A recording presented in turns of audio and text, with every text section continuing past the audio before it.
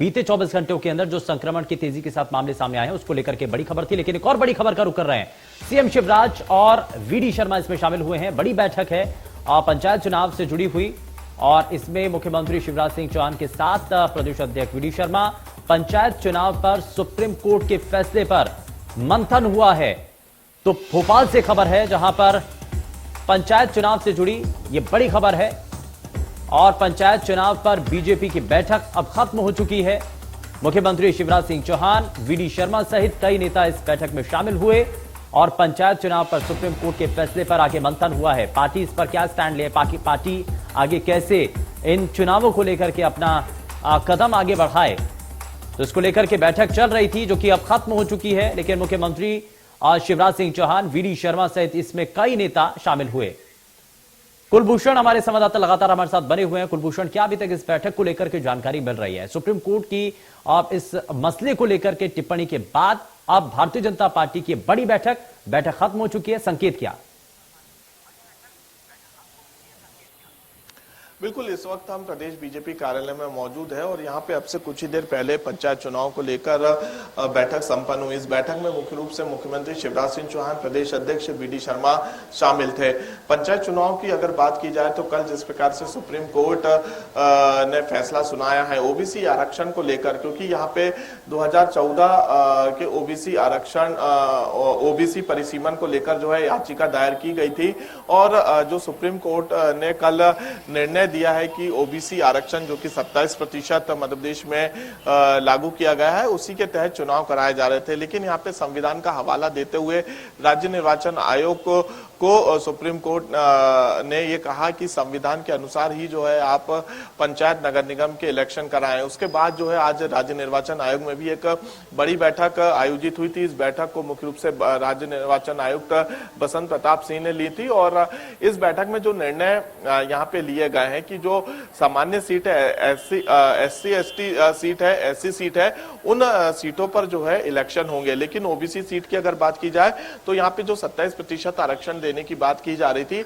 अब OBC seat जो है वहां उन सीटों पर इलेक्शन नहीं होंगे। हालांकि इसको लेकर जो है अभी विचार विमर्श चल रहा है और पंचायत चुनाव में जो बीजेपी ने अपनी रणनीति बनाई है कि अब आगे बीजेपी किस प्रकार से यहाँ पे चुनाव और इलेक्शन लड़ेगी। लेकिन दोनों ही पार्टियों की तरफ से जो है आरोप प्रत्यारोप का जो सिलसिला है वो यहाँ पे शुरू हो चुका है।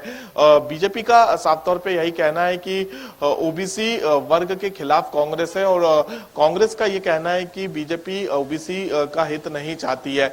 लेकिन यहाँ पे अगर बात की जाए तो सुप्रीम कोर्ट के फैसले के बाद कांग्रेस को ही नुकसान यहाँ पे हुआ है, क्योंकि जिस प्रकार से प्रचार प्रसार किया जा रहा है 27% ओबीसी आरक्षण के तहत यहाँ पे टिकट का वितरण किया जा रहा था, इलेक्शन हो रहा था। अब कहीं ना कहीं ओबीसी वोट बैंक इस फैसले के बाद नाराज कांग्रेस से हो सकता है, लेकिन बीजेपी भी जो है जोरों शोरों से इसका प्रचार कर रही है।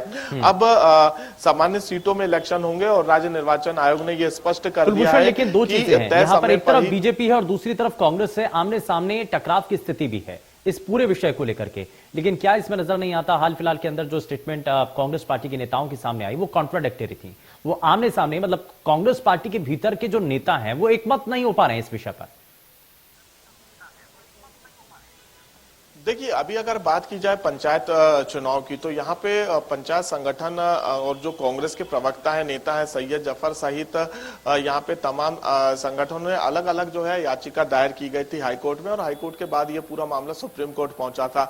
2014 के परिसीमन आरक्षण को लेकर जो है चर्चा हो रही थी सुप्रीम कोर्ट में, लेकिन कल जिस प्रकार से सुप्रीम कोर्ट ने अपना फैसला सुनाया और 27% जो आरक्षण की बात कही जा रही थी उस आरक्षण को यहाँ पे कैंसिल किया गया और ये कहा गया कि 14% ही आरक्षण दिया जाए, क्योंकि मध्य प्रदेश में हाईकोर्ट में ओबीसी आरक्षण को लेकर पहले से ही मामला चल रहा है और अभी तक जो है स्थितियां स्पष्ट नहीं हुई है।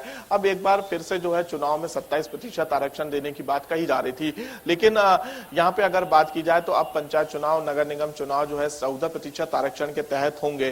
तो जो जिन सीटों को ओबीसी आरक्षण के तहत परिसीमन में कर दिया गया था, अब उन्हें जो है है सामान्य सीट के अनुसार ही इलेक्शन होते हुए नजर आएंगे। अब देखने वाली बात होगी कि सरकार इस पर और क्या फैसला लेती है, लेकिन राज्य निर्वाचन आयोग ने ये स्पष्ट कर दिया है कि जो सामान्य सीटें हैं उन पर इलेक्शन होंगे और जो तारीखों का ऐलान राज्य निर्वाचन आयोग की तरफ से किया गया था उन्हीं तारीखों के तहत जो है सामान्य सीटों में इलेक्शन होते हुए नजर आएंगे।